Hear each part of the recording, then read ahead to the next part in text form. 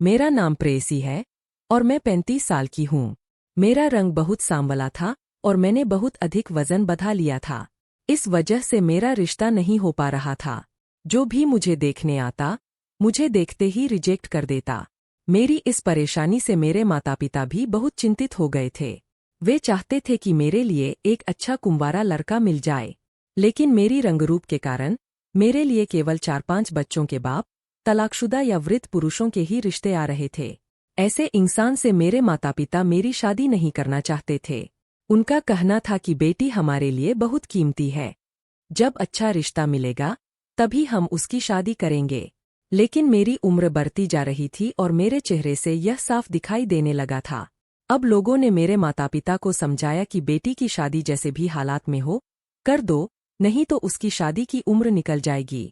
यही सोचकर मेरे माता पिता ने एक ऐसे इंसान का रिश्ता स्वीकार कर लिया जिसकी पहले से ही 2 बेटियां और 1 बेटा था। मेरे पिताजी बहुत सीधे आदमी थे और उन्होंने इस रिश्ते की सिफारिश किसी जान पहचान वाले से पाई थी। लड़के का फोटो देखकर मेरे पिताजी को वह पसंद आ गया क्योंकि वह देखने में गोरा और स्मार्ट था। मेरे पिताजी ने हमारी तरफ से रिश्ते के लिए हाँ कर दी थी। मेरा फोटो भी लड़के वालों के घर भेज दिया गया था और उन्होंने भी मुझे पसंद कर लिया। इस तरह से मेरी शादी सादगी से हो गई और मैं विदा होकर अपनी ससुराल चली गई। लेकिन शादी से 2 दिन पहले मैंने देखा कि मेरे परिवार वाले बहुत परेशान लग रहे थे और मुझे देखकर बहुत रो रहे थे। उन्होंने कहा कि ससुराल जा रही हो तो हमेशा अपने घर को जोड़े रखना और पति के घर में हर हाल में गुजारा करना। मैं समझ गई थी कि वे क्या कहना चाह रहे थे। जब मैं ससुराल पहुंची तो मैंने अपने पति के बच्चों को देखा। बच्चे सभी जवान थे। दोनों लड़कियां बहुत खूबसूरत थीं और लड़का अजीब टाइप का था। उसने कान में कुंडल पहना हुआ था। मेरे पति की माँ भी घर में थीं, लेकिन अजीब बात यह थी कि जब रिश्ता तय हुआ तब वे देखने नहीं आई थीं। मेरी सास अपने बेटे की बहू को लेने मायके आई थीं। मैं अपने पति के साथ मंदिर में रस्में करने के बाद सीधा ससुराल आ गई थी।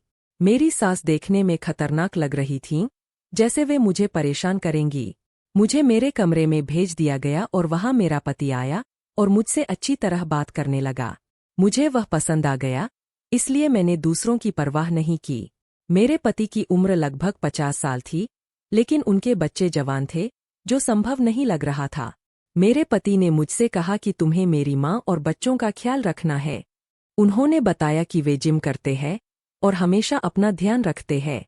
मेरी सास ने मुझसे कहा कि इस घर में तुम्हें कभी किसी चीज की परेशानी नहीं होगी। उन्होंने बताया कि उनकी बहू नहीं बल्कि बेटी हूँ। मेरे पति ने भी कहा कि वे मुझसे बहुत खुश है और मेरा रंगरूप उनके लिए मायने नहीं रखता। मेरे पति की बेटियां मुझे मम्मी कहकर पुकारने लगीं। मेरे पति सच में जवान दिखते थे। वे बहुत एक्टिव थे। मुझे अब अपनी ससुराल पर ध्यान देना था। सुबह हुई, मेरी सास मेरे लिए नाश्ता लेकर आईं। मैंने अपने पति से कहा कि आज हमारी शादी का पहला दिन है, कहीं घूमने चलते हैं। मेरे पति ने कहा, बताओ कहाँ जाओगी? मैंने कहा कि मैं अपने मायके जाना चाहती हूँ। मेरे पति ने कहा, शायद तुम्हें पता नहीं है। तुम्हारे माता पिता ने यह बात नहीं बताई कि तुम अपने मायके में किसी से भी नहीं मिल सकती। यह सुनकर मैं हैरान हो गई। मुझे लगा कि वे मजाक कर रहे हैं। मैंने कहा, ऐसा नहीं हो सकता। मेरे पति ने कहा, ऐसा ही है। अब तुम्हारी शादी यहाँ हो गई है, इसलिए तुम अपने मायके वालों से कोई संपर्क नहीं रख सकती। अब मुझे समझ आया कि मेरे घर के लोग शादी से कुछ दिन पहले बहुत परेशान क्यों थे और विदाई पर इतना रो क्यों रहे थे। वे बातों बातों में मुझे बताने की कोशिश कर रहे थे कि अब हमारे तुम्हारे साथ सारे रिश्ते खत्म हो गए हैं। मैंने अपने पति से पूछा, क्या यह शर्त मेरे माता पिता ने रखी थी या आपने? उन्होंने कहा, मैंने इसी शर्त पर तुमसे शादी की है, क्योंकि तुम्हारी कहीं शादी नहीं हो रही थी और तुम्हारे घर वालों ने खुशी खुशी यह शर्त मान ली थी। यह सुनकर मुझे बहुत दुख हुआ। थोड़ी देर बाद मेरे पति के मोबाइल पर कॉल आने लगी। वे फोन पर बहस कर रहे थे और कह रहे थे कि रिश्ता तय होने पर यह शर्त पक्की हो गई थी। मैं समझ गई कि कॉल मेरे घर से ही आई होगी। मैं उनके आगे खड़ी हो गई और कहा, प्लीज एक बार मेरी बात करवा दो। मेरे पति ने फोन पर कहा, आज के बाद मेरे मोबाइल पर किसी की कॉल नहीं आनी चाहिए। अगर फोन किया तो मैं तुम्हारी बेटी को तलाक देकर वापस भेज दूंगा। यह कहकर उन्होंने कॉल काट दी। मैंने कहा, आपने ऐसा क्यों किया? मैं मिलने नहीं जा सकती, लेकिन एक बार फोन पर बात तो कर सकती थी। मेरे पति ने कहा, तुम्हारे घर वाले भी यही बात कह रहे थे, लेकिन हमारी शर्त यह थी कि शादी के बाद तुम अपने घर वालों या किसी रिश्तेदार से कोई संपर्क नहीं रखोगी। अगर वे तुम्हें खुश देखना चाहते हैं तो खामोश रहें और तुमसे बात करने की कोशिश न करें। मैं उनके रूख को देखकर बहुत डर गई। मेरे पति ने कहा, इस घर में मेरी माँ, मेरी बेटियां और एक बेटा है। तुम्हें सबके साथ रहना है और उनका ख्याल रखना है। यही तुम्हारा कर्तव्य है। मैंने कहा, मैं एक पत्नी का फर्ज निभाऊंगी, लेकिन एक बेटी को अपने माता पिता से अलग नहीं किया जा सकता। आप प्लीज एक बार मुझे उनसे फोन पर बात करवा दें। मैं आपका एहसान कभी नहीं भूलूंगी। मेरे पति ने मेरी कोई बात नहीं सुनी और मैं रोते हुए कमरे में चली गई। रो रो कर मेरा बुरा हाल हो गया। पहले ही दिन मेरे साथ ऐसा किया तो आगे क्या होगा। थोड़ी देर बाद मेरे पति कमरे में आए और मुझे चुप करवाने लगे। उन्होंने कहा, तुम परेशान मत हो, मैं तुम्हारी फोन पर बात भी करवा दूंगा और मुलाकात भी करवा दूंगा, लेकिन सही समय आने पर। अभी नहीं। मैंने पूछा, यह सही समय कब आएगा? उन्होंने कहा, जब सही समय होगा मैं तुम्हें खुद लेकर जाऊंगा। बस तुम परिवार के सदस्यों का ख्याल रखो। मुझे कुछ काम से बाहर जाना है। मेरे पति यह कहकर घर से चले गए और मेरी सास मेरे पास आकर बैठ गईं। उन्होंने बातें करके मुझे व्यस्त कर लिया। फिर कुछ देर बाद उन्होंने अपनी बड़ी बेटी से कहा, जाओ, तुम्हारी मम्मी ने रो रो कर अपना बुरा हाल कर लिया है, इसके लिए एक कप चाय बना दो। मेरे पति की बड़ी बेटी किचन में चाय बनाने चली गई और दूसरी बेटी भी पीछे पीछे गई। मैंने मना किया कि अभी नाश्ता किया है, अभी चाय नहीं पी सकती, लेकिन उन्होंने जबरदस्ती चाय बनवाई और मुझे दे दी। मैंने चाय का कप हाथ में ले लिया, लेकिन जैसे ही चाय के कप से होंठ लगाए, मुझे चाय से कड़वी बदबू आई। ऐसा लगा जैसे खराब दूध की चाय हो। मैंने कहा, चाय से अजीब बदबू आ रही है। मेरी सास ने कहा, हम तुम्हें खराब दूध की चाय नहीं पिला सकते। हो सकता है कि दूध फ्रिज में खुला छोड़ दिया गया हो और उसमें बदबू बैठ गई हो। तभी मेरी पति की छोटी बेटी आकर बोली, अगर आप हमसे प्यार करती होती तो आपको इस चाय से बदबू नहीं बल्कि खुशबू आती। हमारे घर की चाय तो मोहल्ले में फेमस है। मुझे मजबूर होकर चाय पीनी पड़ी। चाय का स्वाद अच्छा था, लेकिन उसमें से किसी दवाई की बदबू आ रही थी। सब मुझे चाय पीते हुए गौर से देख रहे थे। जैसे ही मैंने चाय खत्म की, सबने मेरी तरफ ऐसे देखा जैसे कुछ बड़ा होने वाला हो। फिर सब कमरे से चले गए और मेरा सिर भारी होने लगा। मैंने संध्या को आवाज दी, लेकिन उसने मेरी बात नहीं सुनी। मुझे लगा कि पूरा कमरा घूम रहा है और मैं बेड पर लेट गई। उसके बाद मुझे कुछ नहीं पता चला। रात के 9 बजे मेरी आंख खुली। कमरे में कोई हलचल नहीं थी, लाइट बंद थी और अजीब सी खामोशी थी। जैसे ही मैंने बेड से कदम रखा, मुझे कमजोरी महसूस हुई और चक्कर आने लगे। पेट में दर्द भी हो रहा था। मैंने सोचा कि सुबह 10 बजे चाय पी थी और उसके बाद सो गई थी। इसका मतलब था कि मैंने पूरा दिन सोते सोते गुजार दिया था। मैं कमरे से बाहर निकली तो पूरे घर की लाइट बंद थी। टॉर्च की रोशनी से लाइट का बटन ढूंढ रही थी, तभी किसी ने मुझे खींचकर दूसरे कमरे में धकेल दिया। मुझे बहुत डर लगा, लेकिन यह मेरे पति का घर था, मुझे डरना नहीं चाहिए था। मैंने चिल्लाने की कोशिश की, पर जिसने मुझे दबोचा था, उसने मेरे मुंह पर हाथ रख दिया। फिर मैं काफी देर वहीं पर खड़ी रही। कुछ भी समझ में नहीं आ रहा था कि यह कौन है जिसने मुझे इस तरह से दबोचा हुआ है। उसके हाथों के एहसास से ऐसा महसूस हो रहा था जैसे यह हाथ मर्द के हैं। मैं पहचान सकती थी कि ये हाथ मेरे पति के नहीं थे। मैंने उस इंसान को जोर से धक्का मारा और भागते हुए अपने कमरे में पहुंच गई।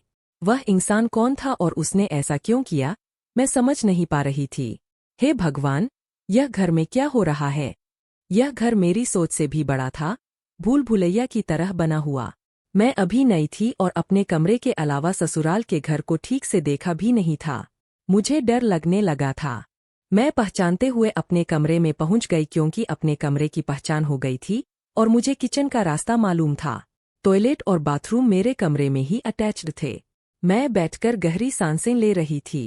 तभी अचानक कमरे में किसी के आने की आहट हुई। जैसे ही मैंने पलटकर देखा, कमरे की लाइट जल गई। मैंने देखा कि मेरा पति सामने खड़ा मुस्कुरा रहा था। उन्होंने मेरी तरफ देखा और कहने लगे, क्या हुआ तुम्हें? तुम इतनी डरी हुई क्यों हो? मैंने कहा, आप कहाँ गए थे? मैं बहुत डर गई थी। मेरे पति कहने लगे, अरे क्यों डर गई? यह मेरा घर है, कोई भूत बंगला थोड़ी है। मैं तो तुमसे कहकर गया था कि मुझे कुछ काम है, थोड़ी देर में आ जाऊंगा। पर जब मैं आया तो तुम सो रही थी। उसके बाद मैं अपनी बेटी और माँ से बातें करने बैठ गया था। मैंने जल्दी से अपने पति का हाथ पकड़ लिया और कहा, मुझे किसी ने दबोच लिया था। उस कमरे में कौन था? मेरे पति ने कहा, अरे उस कमरे में मैं ही था। तुम्हें क्या लगा कि किसी और ने तुम्हें दबोच लिया? भला मेरे घर में मेरे अलावा कौन आएगा? यह पूरा घर मेरा है। इसमें मेरी बेटी, माँ और बेटा रहते हैं। मेरा बेटा सारा दिन नौकरी पर रहता है, सिर्फ रात को सोने के लिए आता है, और वह भी 11 बजे से पहले नहीं आता। अभी तो 10:30 बज रहे हैं। तो फिर मैं ही था जिसने तुम्हें दबोचा था।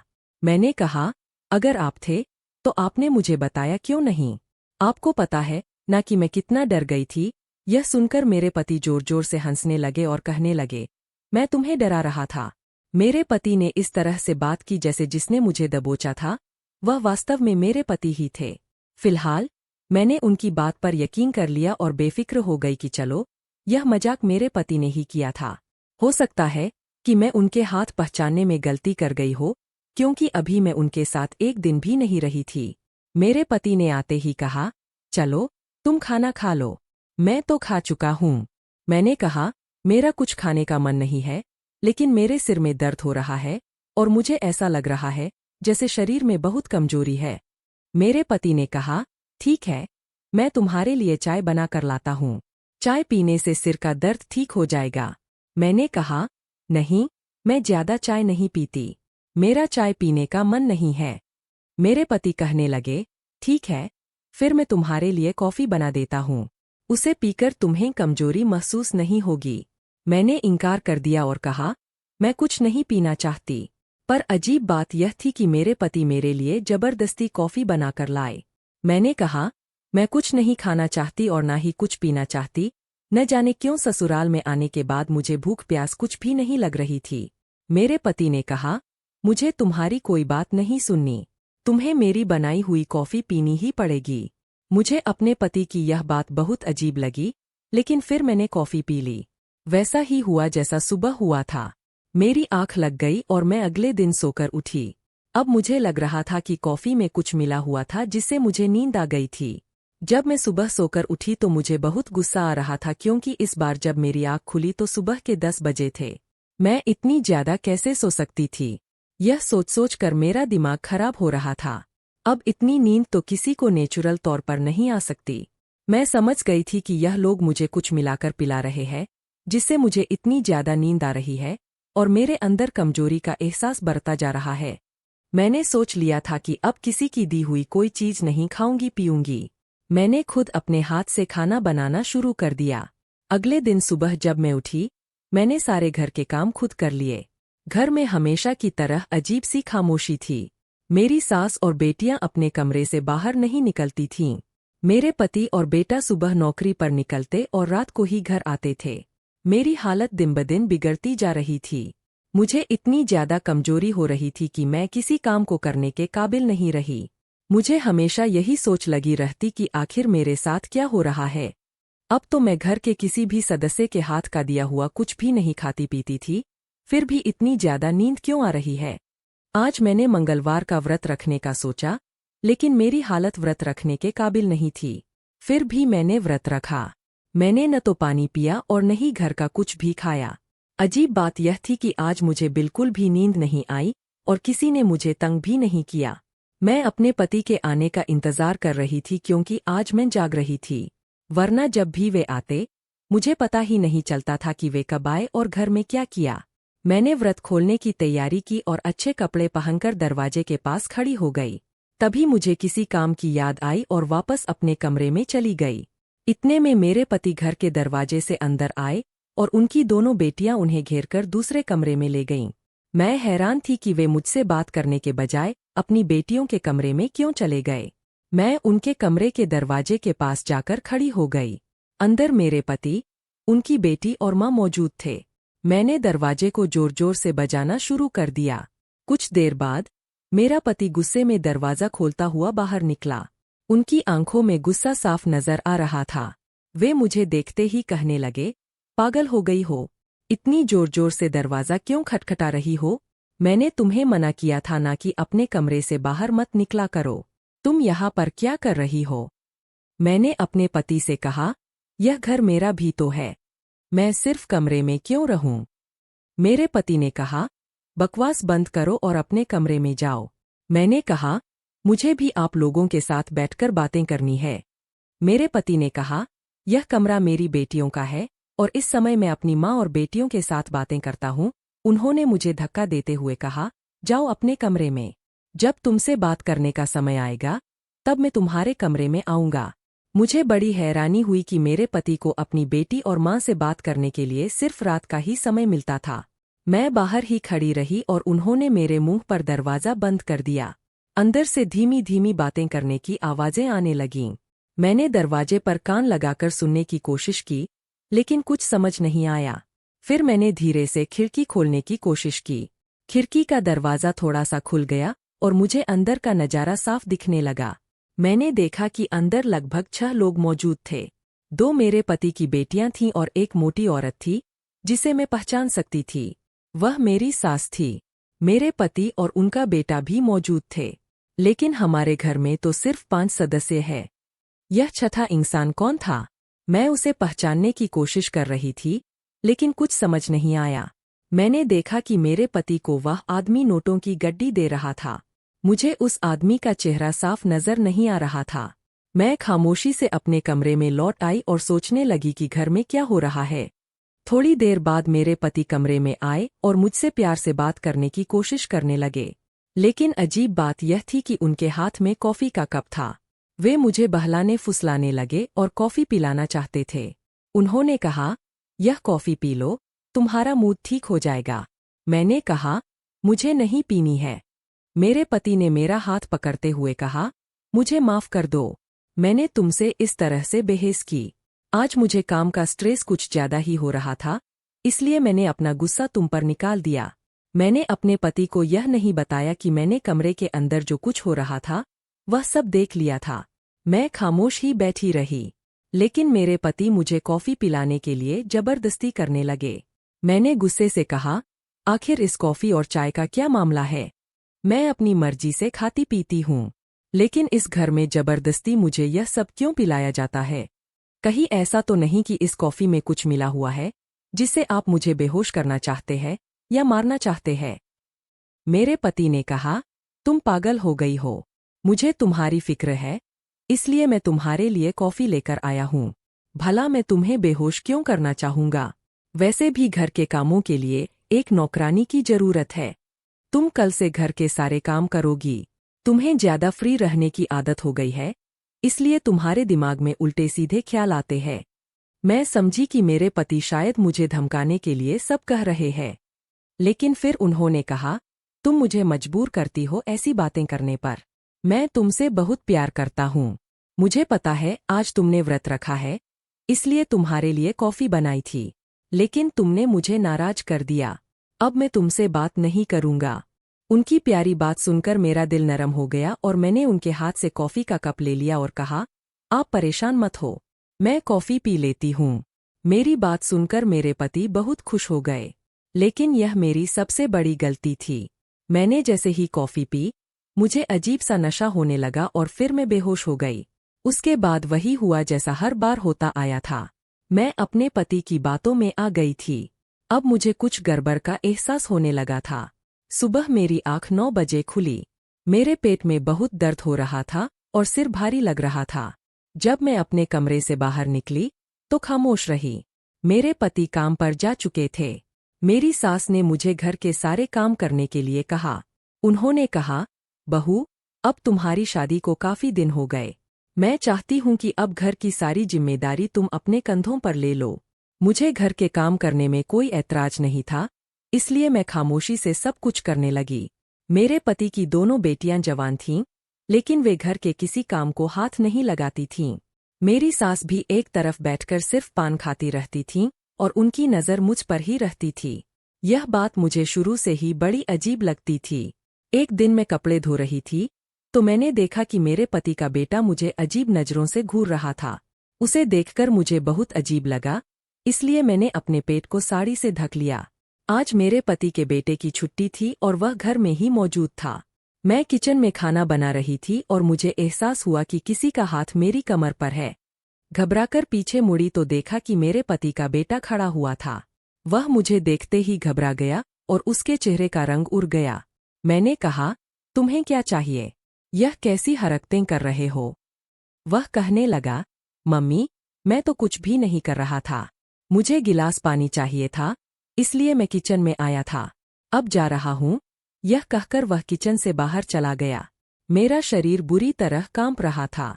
इस घर का माहौल अजीब था। मेरे पति की बेटियां भी अजीब तरह के कपड़े पहनती थीं, जैसे वे कोई हीरोइन हो। उनके कपड़ों से उनके शरीर के काफी हिस्से दिखते थे। एक दिन दरवाजे पर दूध वाला आया, तो मैं दूध लेने के लिए दरवाजे पर गई। गली में काफी सारी औरतें खड़ी थीं और आपस में बातें कर रही थीं। दूध वाला तो दूध देकर चला गया, लेकिन वे औरतें मुझे घूर रही थीं और मेरे करीब आ गईं। वे कहने लगीं, तुम्हें हमने पहले कभी नहीं देखा। क्या तुम यहाँ नई हो? मैंने कहा, आपका क्या मतलब है कि मैं नहीं आई हूँ? मैं इस घर की बहू हूँ। मेरी बात सुनकर वे एक दूसरे को देखने लगीं और उनमें से एक औरत हंसकर कहने लगी, अरे बहू, इस घर में ना जाने कितनी बहुएं अब तक आ चुकी है। मैं उन औरतों से कुछ पूछने ही वाली थी कि तभी पीछे से किसी ने मेरा हाथ पकड़कर अंदर खींच लिया। पलटकर देखा तो मेरी सास ने मुझे अंदर धकेला। मेरे हाथ से दूध का बर्तन गिरते गिरते बचा और थोड़ा सा दूध फर्श पर गिर गया। मेरी सास ने जल्दी से दरवाजा बंद कर दिया और मुझे घूरते हुए डांटने लगीं। वे कहने लगीं, मेरे बेटे ने तुझसे कितनी बार मना किया है कि ज्यादा इधर-उधर तांगझांग करने की जरूरत नहीं है। अगर यह बात तेरे पति को पता चल गई कि तू दरवाजे पर खड़े होकर मोहल्ले की औरतों से बातें कर रही थी तो तू नहीं जानती कि वह तेरा क्या हाल करेगा। मैंने कहा, मैंने ऐसा क्या गलत कर दिया? दूधवाला बहुत देर से दरवाजे की बेल बजा रहा था। किसी को आवाज नहीं आ रही थी, इसलिए मैं दूध लेने के लिए आ गई। और आप मुझसे इस तरह बात क्यों कर रही है? मैंने कोई पाप तो नहीं कर दिया। उस दिन मेरी सास ने बहुत हंगामा किया। अब मुझे लोगों पर शक होने लगा था और मैं सोच में पड़ गई थी कि मोहल्ले वाली औरतें मुझसे क्या कहना चाहती थीं। वे लोग इस घर के बारे में सब कुछ जानती थीं। मैंने मौका पाकर मोहल्ले की एक औरत से बातचीत करने की कोशिश की। मैं बहाने से छत पर चली गई। उस समय घर के सारे लोग सो रहे थे। छत पर जाने के बाद मैंने सामने वाले घर की छत पर पत्थर मारे ताकि कोई बाहर आकर मुझे देख सके और मैं उससे बात कर सकूं। मेरे पत्थर मारने पर एक औरत खिड़की से झांकने लगी। मैंने उसे आवाज दी और बहाने से अपनी छत पर बुलाया। हमारे घरों की छतें आमने सामने थीं। मैंने उस औरत से कहा, क्या तुम गली में खड़ी होकर मेरे बारे में कुछ बातें कर रही थीं और मुझे कुछ बताना चाह रही थीं? मैं इस घर के बारे में सब कुछ जानना चाहती हूँ। प्लीज मुझे बता दो, मैं यहाँ रहते हुए बहुत परेशान हूँ। उस औरत ने कहा, हाँ, मैं तुम्हें सब कुछ बता दूंगी, लेकिन मेरा नाम इस मामले में नहीं आना चाहिए। मैंने कहा, ठीक है, कोई तुम्हारा नाम नहीं लेगा। उस औरत ने बताया, जिस घर में तुम रहती हो, वह कोई घर नहीं है। इसमें रहने वाला आदमी तुम्हारा पति नहीं है। ये लोग आपस में परिवार के सदस्य नहीं है। यह घर कोठा है और इसमें रहने वाली औरत मोहित भाई है। 2 जवान लड़कियां भी यहाँ रहती है। ये लोग लड़कियों को बहला फुसलाकर लाते हैं और तुम्हारा पति भी यही काम करता है। वह लड़कियों को या तो शादी के बहाने से यहाँ लाता है या उन्हें किडनैप करके लाता है। अब की बार तुम यहाँ आ गई हो। हम कई बार इन लोगों के खिलाफ केस कर चुके हैं, लेकिन ये लोग हर बार पुलिस को पैसे देकर बच निकलते हैं और मोहल्ले के लोगों को किसी न किसी बात पर तंग करते रहते हैं। मैंने पूछा, इस घर में जो लड़का रहता है, वह कौन है? उस औरत ने बताया, वह लड़का तुम्हारे पति का बेटा नहीं है, बल्कि बाई का बेटा है। उसका काम है लड़कियों पर नजर रखना ताकि वे भाग न जाएं। यहाँ हर महीने एक नई लड़की लाकर रखी जाती है। मैंने पूछा, यहाँ लाकर लड़कियों के साथ क्या किया जाता है? उसने कहा, तुम्हें नहीं पता, यहाँ जो भी लड़की आती है, उसके शरीर को बेचा जाता है। यह सुनकर मेरे पैरों तले से जमीन खिसक गई। उसने बताया, यह लोग बहुत खतरनाक है।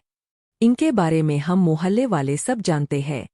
लड़कियों को बेहोश करके रात में उनकी कीमत लगाई जाती है और जब तक वे बेहोश रहती है, उनके साथ क्या होता है, उन्हें कुछ पता नहीं चलता। मैं तो पसीने से तरबतर हो गई। उस औरत ने मुझे चेतावनी दी, तुम जितनी जल्दी हो सके यहाँ से भाग जाओ, वरना ये लोग तुम्हें भी नहीं छोड़ेंगे। मुझे अब समझ में आ गया था कि यह कोई ससुराल नहीं, बल्कि एक गैंग था जो लड़कियों को बेवकूफ बनाकर उनकी कीमत लगाता है। मैंने ठान लिया कि मैं यह सब सहन नहीं करूंगी। मैं अपने कमरे में गई और चुपचाप अपने पति का फोन उठाकर पुलिस को कॉल किया।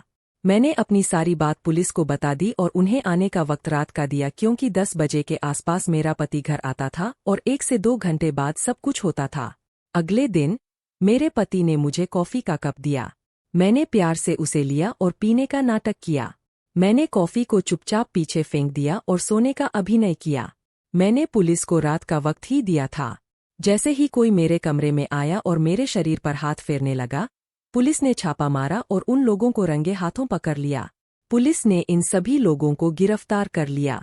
मैं अपने पेरेंट्स के घर आ गई और जब मैंने उन्हें सब कुछ बताया तो वे बहुत शर्मिंदा हुए। उन्होंने कहा, हमें तो उसी दिन शक हो गया था जिस दिन उस लड़के ने हमसे शर्त रखी थी कि आज के बाद आप लोग अपने बेटे से कोई ताल्लुक नहीं रखेंगे, लेकिन हमें नहीं पता था कि वह इतना गिर सकता है।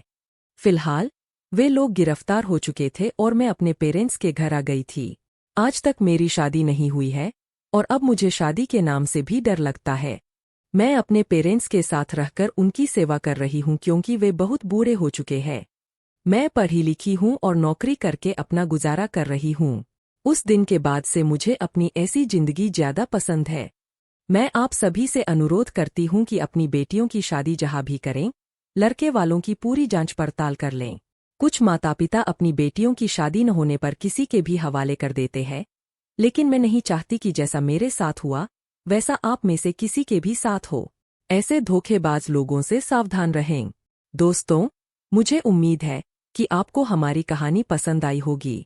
अगर कहानी पसंद आई है तो वीडियो को लाइक करें, चैनल को सब्सक्राइब करें और नोटिफिकेशन बेल को जरूर दबाएं ताकि अगली वीडियो सबसे पहले आपको मिले।